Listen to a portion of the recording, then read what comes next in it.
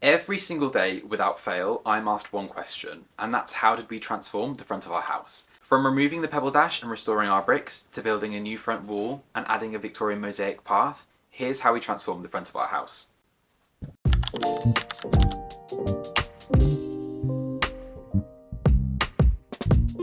Every single day, without fail, I'm asked one question, and that's how did we transform the front of our house?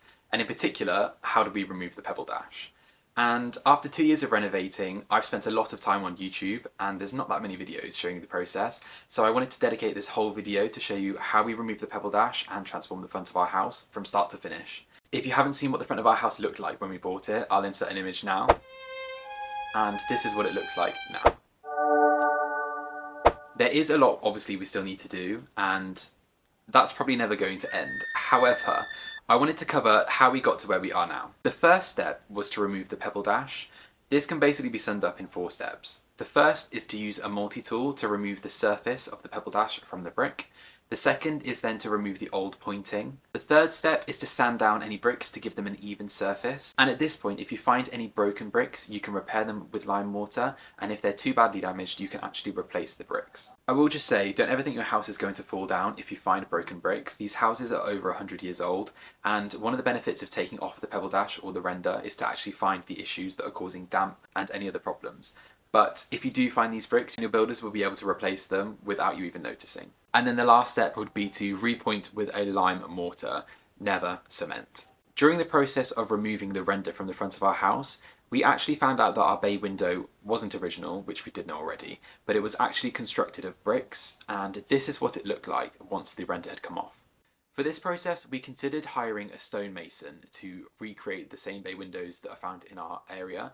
However, the cost of this was eye-watering, and we decided that there wasn't any need to use a stonemason, and we could actually just use a different type of render to construct a better bay window that was more in keeping with the property. I'll leave all the links below for the products that we used, but for this we used a product called 2Pret, and we actually used our plasterer to do this. In essence, he basically applied a few coats of this render in the shape of our bricks and kept the detailing at the top of the window, which is a sort of arch which you'd find in some of the other windows in our area. The process took a few days and it cost £200 a day, so in total probably cost around £600, which in comparison to the stonemason that we were looking to get is a lot cheaper. And I actually love how they've turned out. It really stands out on the street, it's quite impactful, and we actually painted it in a paint from Farrow & Ball called Blackened, and I will also leave that linked below. The next thing we needed to do for the front of our house was decide what sort of wall we wanted. The wall that we had when we started was quite an ugly wall, and we didn't want to keep it. It was thick and sturdy, but it wasn't necessarily the shape that we wanted or in the style that we wanted. So we ripped that down straight away and got to designing our new front wall. There were a few designs we had to pick from, but we decided to go with a lower wall with pier caps and capstones, and the ones that we found were actually cast stone. You can get 2 different types. One is like a solid stone, and the other is a cast stone, which is more affordable but less durable. But we decided to go for cast stone as this isn't our forever home, and hopefully people won't be climbing over our walls, and so they'll last a long time anyway. But we used reclaimed London bricks for this process.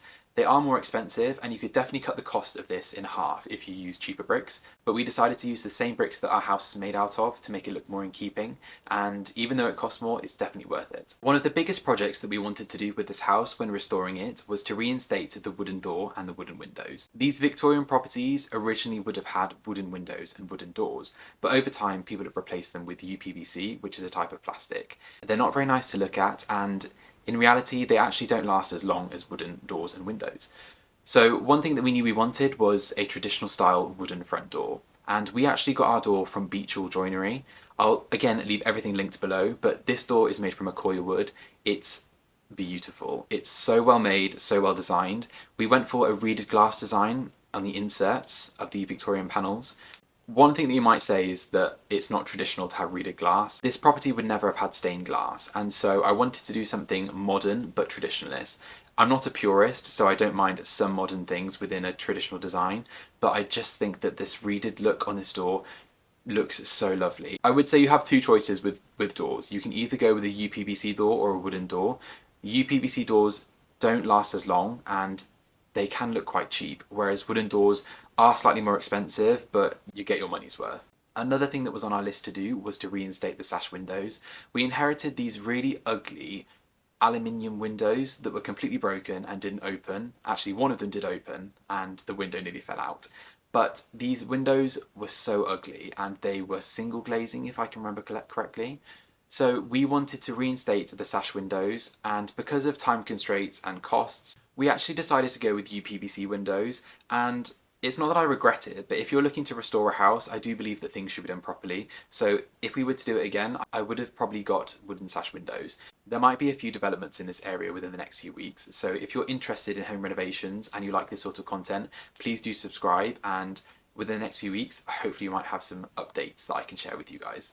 One of the last major projects on the list was to reinstate our Victorian mosaic path, and we don't actually know if this house ever had a Victorian mosaic path, but I wanted one, and I just think it adds that real Victorian charm to a property. So we decided to go for a classic mosaic tile style with a classic border, and with these tiles I can only give you my advice, which would be, if you're looking to tile your front path, then I guess there's two ways you can look at it. You can either buy your tiles from a tile company or a tile merchant like Tops Tiles, and they come in prefabricated sheets which you basically lay down to construct your path, or you can individually lay each tile, which does take a lot more time, but the outcome in my opinion is a lot better. We actually went for the second option, and in this case we hired a tiler to come and do this for us. I believe the name of the company was called Surrey Ceramics. I'll leave the link below. The process does take quite a few days, so obviously the cost is higher, but I guess it's one of those things, if you're willing to DIY and you're good at DIY, you'd be more than capable to do yourself. We also took this opportunity to put in two steps, one at the front of the path and one as you get into the doorway. We decided to go for a York stone because it's more durable, and again this just ties off the whole path and makes it look more polished. The next thing that a lot of people don't value is adding a front garden.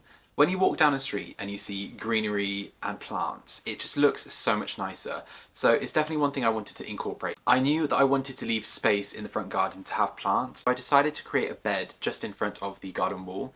We also decided to plant a wisteria at the front of the house. A lot of people had a lot of opinions about this, but wisteria has been planted in front of homes for hundreds of years. And a lot of people were saying that it was going to take over, the roots will go under and destroy the foundations. It's a plant. If you take care of a plant, you'll be fine. If you let it go uncontrolled, you won't be. But luckily, it doesn't like to grow there anyway. So I highly recommend adding a wisteria to the front of your house. Not only does it add that old world charm, but it also can add value to your house. And a lot of people also don't agree with this, but there is actually proof that it can add 5% value to your house. Personally, if I was looking to buy a house and it had wisteria, it would make me want to buy it. Sorry, I think Dougal wants to come and say hello. Oh my gosh. Say hello, Dougal. We're talking about houses. You're probably bored of that. I know you're probably wondering how much everything cost, so let me go through what we've done so far. The front of the house cost around £3,000 to remove the render and to repoint, which, if you think about how much value it adds, is quite good. And the front wall cost around £2,600 for everything, which, if you think about it, again, is great value. We're literally transforming the front of our house, and to pay just over £5,000 to do that is pretty good going. Next on the list was reconstructing the bay window. I mentioned earlier, but this cost around £600, and this came because we had to hire a plasterer for a couple of days, and therefore wasn't included in the cost of taking off the render from the front of the house. Windows is where your costs are going to come from. So for the whole house, we paid, I think, in the region of £12,000. So if you think about how many windows we have in the house and how many are on the front, I guess you can add up yourselves. I guess you can add up yourselves to create a total if you want one, but in total for the whole house we paid £12,000 for our windows. For our door, we are talking about a custom wooden Accoya traditional Victorian door, and with custom comes costs. You can expect to pay anywhere in the region of £4,000 to £10,000 for this type of door, depending on your hardware and how big the door is. The tiles came in at around £2,200, and this included all of the tiles and the labour from the tilers. And lastly, for plants and materials for the front garden, I guess we can total it to around £800 to £1,000 in total. You can bring the cost down by buying smaller plants. The only reason it was quite expensive for me was because I decided to buy more mature plants because I wanted an instant impact. But like I said, you can buy smaller plants and they are a lot cheaper. And there we have it. That is how we transformed the front of our house. I've been asked to do a video like this so many times, so I really hope you enjoyed it. I hope it was quite insightful, and if you're looking to do this yourself, then you can do it. Good luck. As always, I would love to know what you guys think. If you have any questions, ask them in the comment section below and I will get back to you. As I said earlier, I will leave as many of the links as I can in the description. Hopefully that helps. But yeah, I hope you enjoyed this video. I shall see you very soon. Thank you for watching.